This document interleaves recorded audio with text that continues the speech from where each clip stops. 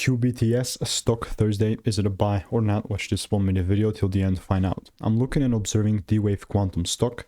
Actually quite surprised by this upside the movement here today, 15% up. Context has spent 5 figures on courses and mentors, scout thousands of predictions up on my YouTube channel for free, and all of it has been documented. Looking at QBTS, you know I'm looking to buy, man. I'm just really looking to double down on this long side. I've talked about this before a lot, like a lot, and guess what's happening? I mean, yeah, the price is just consolidating here. And one thing that I want to state is that these are the targets of mine, right? So now I'm looking for an excuse to just get involved towards those highs. And if the price does not pull down and if it does not give me that shift, then I'm not gonna buy. Like, ultimately, you have to understand, without it ever giving me this shift, it's just gonna be me like purely forcing trades. But yeah, that's why I'm gonna be patient and wait.